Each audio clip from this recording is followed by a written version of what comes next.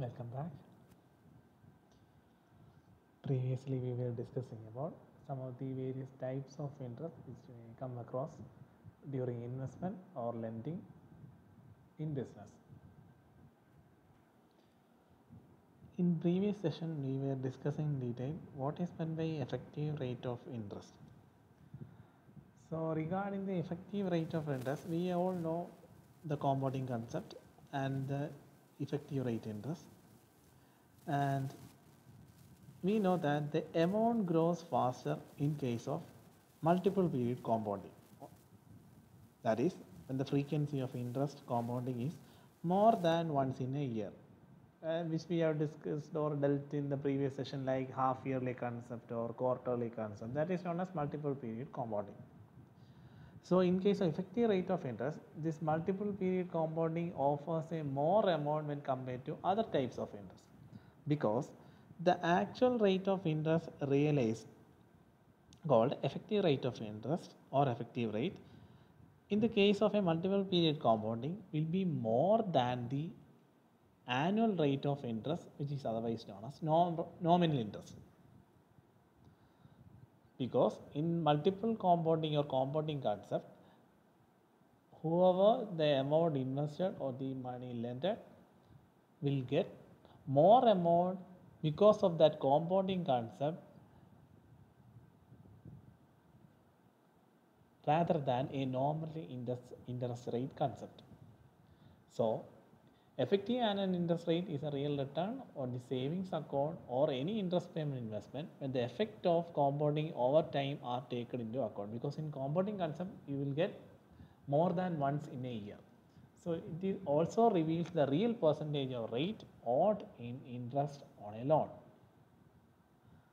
So, for finding out the effective rate of interest, the equation is 1 plus I by n raised to n minus 1, where I is the nominal interest rate or R by 100, which we have dealt the same case in the previous types of interest, and n represent number of years or number of period.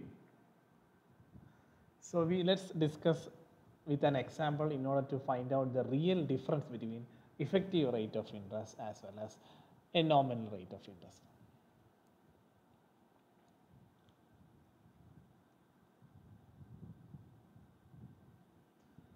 For example, let's deal with two types of investment, and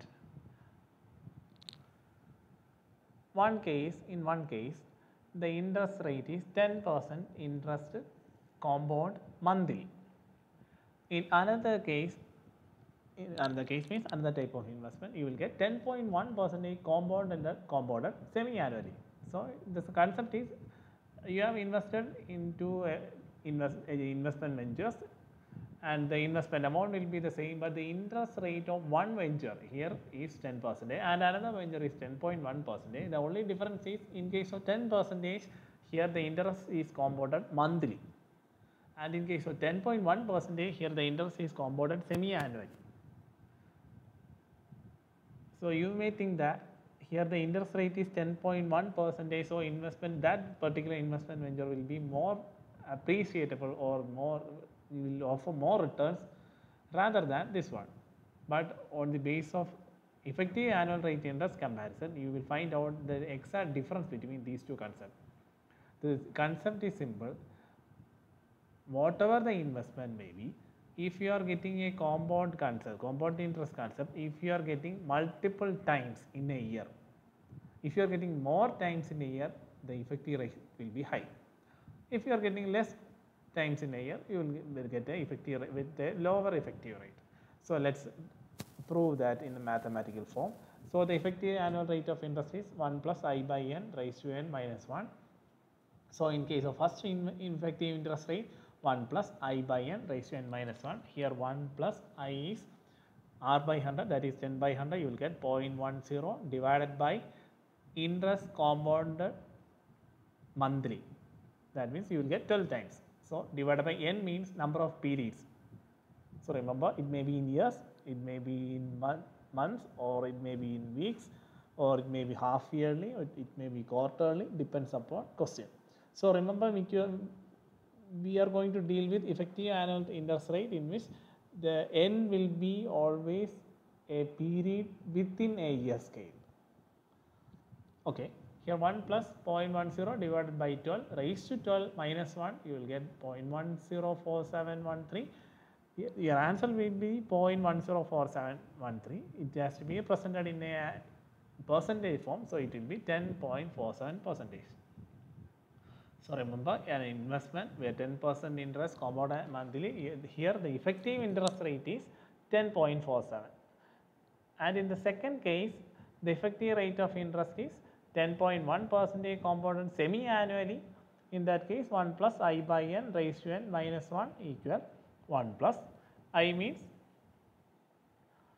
10.1 divided by 100, you will get 0.101 divided by 2, because it is given compounded semi-annually. Semi-annually means you will get compounded, interest will be compounded 2 times in a year. That is 6 by 12, you will get, sorry, 12 by 6, you will get 2.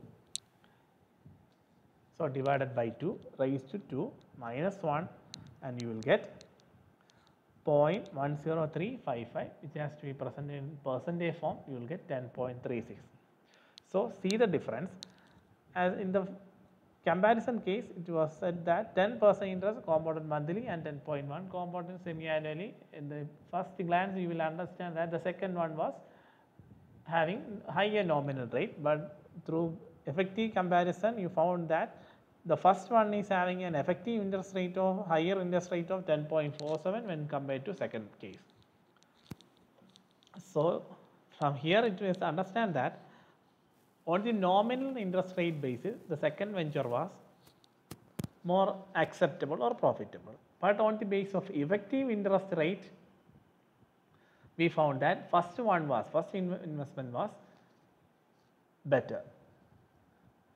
So while investing or while making any investment in certain ventures, you need to study in detail the nominal interest rate as well as high effective interest rate. So never ever rely only on nominal rate, you need to identify the effective interest rate on certain ventures. Let's discuss in detail some of the cases relating to effective interest rate. Next one. A company offers 12% interest on deposit. What is the effective rate of interest if the compounding is done half yearly, quarterly, monthly?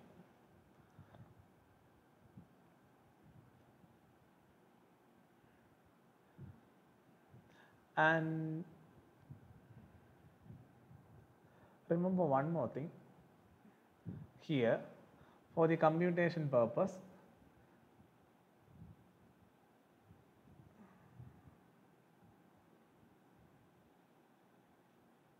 okay, there is sorry.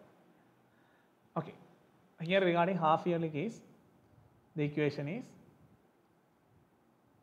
I1 plus I by n raised to n minus 1, where I is 0.12, which we all know, R by 100, here it is 12%, 0.12, and n is, here it is, no information regarding time is given, so it will be basically for a year, that means 1 year. So since it is first one case is half yearly base, you need to multiply 1 with 2. As we have dealt in the previous regarding, whenever you come across a half yearly or quarterly case, you need to deal with interest rate as well as time aspect. Here there will be a doubt regarding computation regarding half yearly basis, because here you may think that here we multiplied the 2 with n and nothing with I, because remember, in half yearly case we divide R with 2 and multiply the n with 2.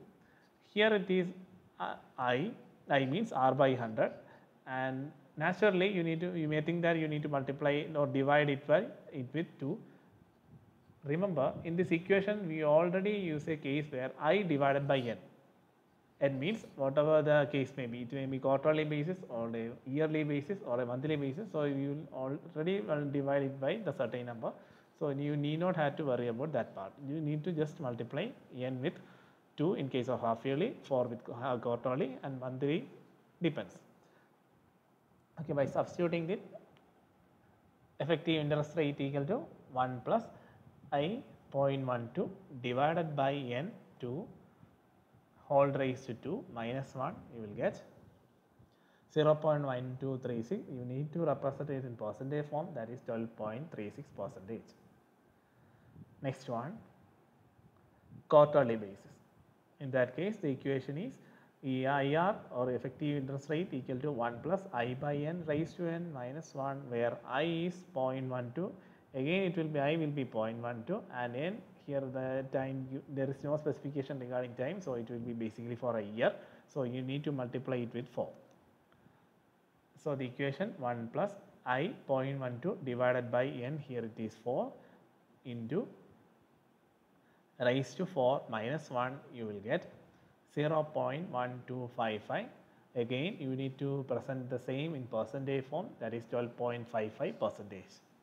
See the difference between the first case and second case.